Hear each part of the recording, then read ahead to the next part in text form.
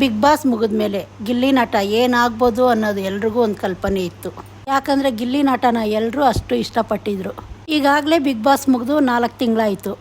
ಆದರೆ ಗಿಲ್ಲಿ ನಟ ಇನ್ನೂ ಯಾವುದ್ರಲ್ಲೂ ಏನಕ್ಕೆ ಕಾಣಿಸ್ಕೊಳ್ತಾ ಇಲ್ಲ. ಹಂಗಂದ್ಬಿಟ್ಟು ಎಲ್ರಿಗೂ ಒಂದು ನಿರಾಸೆ ಆಗಿತ್ತು. ಗಿಲ್ಲಿ ಇವಾಗ ಎಷ್ಟು ಬ್ಯುಸಿ ಇದ್ದಾನೆ ಅಂದರೆ, ಯಾವುದೇ ಒಂದು ಈವೆಂಟ್ ನಡೆದ್ರೇನು ಗಿಲ್ಲಿನ ಅಲ್ಲಿ ಗೆಸ್ಟಾಗಿ ಕರೀತಾರೆ. ಈ ಕರ್ನಾಟಕ ಸುತ್ತಾಡ್ತಿದ್ದಾನೆ, ಅವನಿಗೆ ಸಮಯನೇ ಇಲ್ಲ. ಗಿಲ್ಲಿನ ಫಂಕ್ಷನಲ್ಲಿ ನೋಡೋದಕ್ಕಿಂತ ಒಂದು ಹೀರೋ ಆಗಿ ನೋಡೋಕೆ ತುಂಬಾ ಇಷ್ಟಪಡ್ತಿದ್ದಾರೆ. ಗಿಲ್ಲಿಗಿರೋ ಕ್ರೇಜು ಯಾವ ರೀತಿ ಇದೆ ಅಂದ್ಬಿಟ್ಟು ಎಲ್ರಿಗೂ ಗೊತ್ತಾಗಿದೆ. ಮನೆ ಒಳಗಡೆ ಇರಬೇಕಾದ್ರೂ ಗೊತ್ತಾಗಿತ್ತು, ಮನೆಯಿಂದ ಹೊರಗಡೆ ಬಂದಮೇಲೆ ಇನ್ನೂ ಜಾಸ್ತಿನೇ ಸ್ವಲ್ಪ ಗೊತ್ತಾಗಿದೆ. ನಮ್ಮ ಚಿತ್ರರಂಗದಲ್ಲಿ ಯಾವುದೇ ಒಬ್ಬ ಪ್ರೊಡ್ಯೂಸರ್ ಆಗಿರಲಿ, ಇಲ್ಲ ಒಂದು ನಿರ್ದೇಶಕ ಆಗಿರಲಿ, ಯಾರಿಗೆ ಮಾರ್ಕೆಟಲ್ಲಿ ಹೆಸರಿರುತ್ತೋ ಅವ್ರ ಜೊತೆ ಕೆಲಸ ಮಾಡೋದಕ್ಕೆ ಇಷ್ಟಪಡ್ತಾರೆ. ಈಗ ಸದ್ಯಕ್ಕೆ ಎಲ್ಲ ಕಡೆ ಹೆಸರು ಬರ್ತಾ ಇರೋದು ಗಿಲ್ಲಿದೆ. ನನಗನ್ಸಿರೋ ಪ್ರಕಾರ ಈಗ ಗಿಲ್ಲಿಗೆ ತುಂಬಾ ಆಫರ್ ಬಂದಿರುತ್ತೆ. ಗಿಲ್ಲಿ ಬಿಗ್ ಬಾಸಿಂದ ಆಚೆ ಬಂದಿದ್ರೇನು, ಬಿಗ್ ಬಾಸ್ಗೆ ಬರೋದಕ್ಕೆ ಮುಂಚೆನೂ ತುಂಬ ಪಿಕ್ಚರಲ್ಲಿ ನಟನೆ ಮಾಡಿದರು. ಅದೆಲ್ಲ ರಿಲೀಸ್ ಆಯಿತು, ನೋಡಿದ್ವಿ.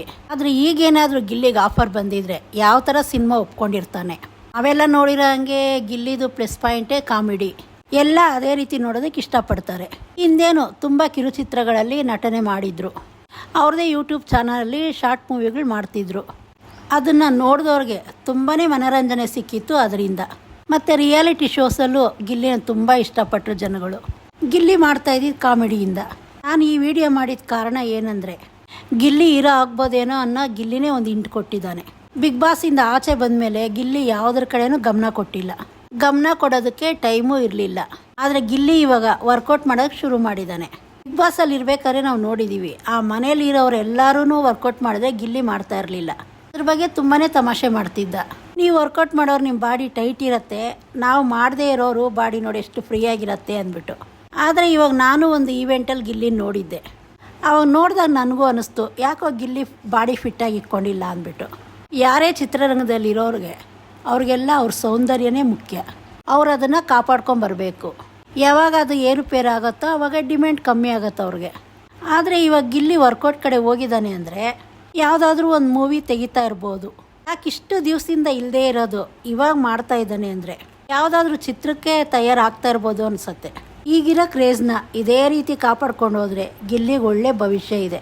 ಇಂಥ ಸಮಯಗಳನ್ನ ಉಪಯೋಗ ಮಾಡ್ಕೊಬೇಕು ಚೆನ್ನಾಗಿ. ಮುಂದೆ ಕಾದು ನೋಡೋಣ ಏನೇನಾಗತ್ತೆ ಅಂದ್ಬಿಟ್ಟು.